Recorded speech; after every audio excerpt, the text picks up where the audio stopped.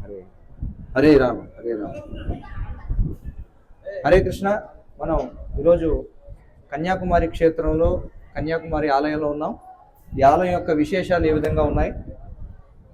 పూర్వం ఆసురికమైనటువంటి ఒక రాజు పూర్వం అసురుడైనటువంటి ఒక రాజు బాణాసురుడు, అతడు తీవ్రమైనటువంటి తపస్సు చేశాడు బ్రహ్మదేవుడిని ప్రసన్నం చేసుకోవడానికి. ఆ విధంగా బ్రహ్మదేవుడిని ప్రసన్నం చేసుకొని అతడు ఒక వరాన్ని పొందాడు.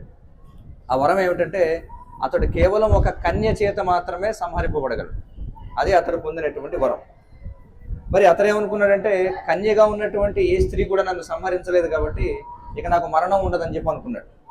ఆ విధంగా అతడు ఏం చేశాడు, ముల్లోకాలను ఆక్రమించేసి దేవతలందరినీ కూడా పీడించడం మొదలుపెట్టాడు. అయితే మళ్ళీ పరిస్థితిని చక్కదిద్దడం కోసం ఈ పరాశక్తి అంటే ఎవరు? ఆ పరాశక్తి ఆమె ఒక కన్యగా ఆవిర్భవించింది ఈ యొక్క దక్షిణ కొన భాగంలో. అయితే ఆమె ఈ యొక్క ప్రపంచాన్ని రక్షించడం కోసం తీవ్రమైనటువంటి తపస్సు చేసింది. తపస్సు చేస్తూ ఆమె శివునితో ప్రేమలో పడింది అనమాట. మరి శివుడు ఇక్కడ సుచీంద్రం అనేటువంటి ప్రదేశంలో ఇక్కడ శివుడు కొలువై ఉన్నాడు. మరి వారికి అర్ధరాత్రి సమయంలో ఒక లగ్నం నిర్ణయించబడింది శివునికి ఆ కన్యకకి వివాహం చేయడం కోసం. అయితే నారదుడు ఏమనుకున్నాడంటే, ఒకవేళ ఈ కన్యకకి వివాహం అయిపోతే అప్పుడు బాణాసురుడు సంహరింపబడడం సాధ్యం కాదు కాబట్టి అతడు ఏం చేశాడంటే, ఇంకా తెల్లవారకుండానే నారదుడు ఒక కోడి పుంజు రూపాన్ని ధరించి వచ్చి శివుని దగ్గరికి వచ్చి ఆయన కూస్తాడనమాట. శివుని దగ్గర నుంచి వచ్చి ఆయన ఒక కోడి పుంజుగా వచ్చి కూసేటప్పటికి శివుడు తెల్లారిపోయిందని చెప్పి ఆయన వెళ్ళిపోతాడు. ఆ విధంగా వాళ్ళిద్దరికీ మధ్య వివాహం అనేది చెడిపోతుంది. ఆ తర్వాత మరి అనంతరం ఏం చేస్తుందంటే, ఇక్కడ కన్యక రూపంలో ఉన్నటువంటి ఎవరు, పార్వతీదేవి, ఆమె ఈ బాణాసురుడు ఏం చేస్తారంటే, ఈ కన్య రూపంలో ఉన్నటువంటి పార్వతీదేవి యొక్క సౌందర్యానికి ఆకర్షితుడవుతాడు.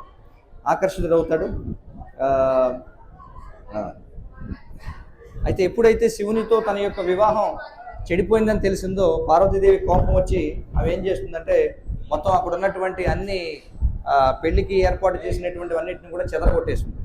ఆ సామాను అన్నీ కూడా ఇక్కడ మీరు చూస్తే చుట్టుపక్కల ఏవైతే ఇసుక అలాగే రంగురంగుల రాళ్ళు ఏవైతే ఉన్నాయో అవన్నీ కూడా ఆమె విసిరిపాడేసినటువంటి పెళ్లి ఏర్పాట్లన్నీ కూడా ఆ విధంగా, అంటే పెళ్లికి తెచ్చినటువంటి సంబారాలు అనమాట అవన్నీ కూడా.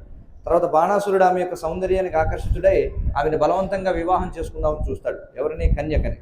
మరి ఆమె చాలా భయంకరమైనటువంటి రూపాన్ని ధరించి తన యొక్క చక్రంతో ఈ యొక్క బాణాసురుడిని వధిస్తుందనమాట. ఆ వధ జరిగిన తర్వాత ఆమె ఇక నిత్యము కన్యగానే ఇక్కడ ఉండిపోవాలని చెప్పి నిర్ణయించుకుంటుంది. ఆ విధంగా ఆమె శివుని కోసం వేచి చూస్తూ ఆమె నిత్యము ఇక్కడ కన్యగా మిగిలిపోయిందనమాట. అందుచేతనే మనం ఇక్కడ ఈ కన్యాకుమారి ఆలయాన్ని మనం చూస్తున్నాం. ఇక్కడ విశేషం ఏమిటంటే, అమ్మవారికి ఒక వజ్రపు ముక్కుపుట ఉంటుందన్నమాట. వజ్రంతో తయారు చేయబడినటువంటి ముక్కుపుట ఉంటుంది, అది మనం చూడొచ్చు. అలాగే అమ్మవారి యొక్క ఏదైతే మనకి సముద్రం ఎదురుగుండా ఈ వివేకానంద మెమోరియల్ ఏదైతే ఉందో, అంటే తిరువళ్ళువారి విగ్రహం ఉన్నటువంటి ప్రదేశంలో అమ్మవారి యొక్క పాదముద్ర కూడా ఉంటుందని చెప్పి అందరూ కూడా విశ్వసిస్తారు. అలాగే త్రివేణి సంగమం కూడా ఉన్నటువంటి ప్రదేశం. ఇది ఈ క్షేత్రం యొక్క మహిమ. శ్రీ చైతన్య మహాప్రభు, అలాగే బలరాముడు, అలాగే నిత్యానందుడు కూడా ఈ క్షేత్రాన్ని సందర్శించారు. హరే కృష్ణ.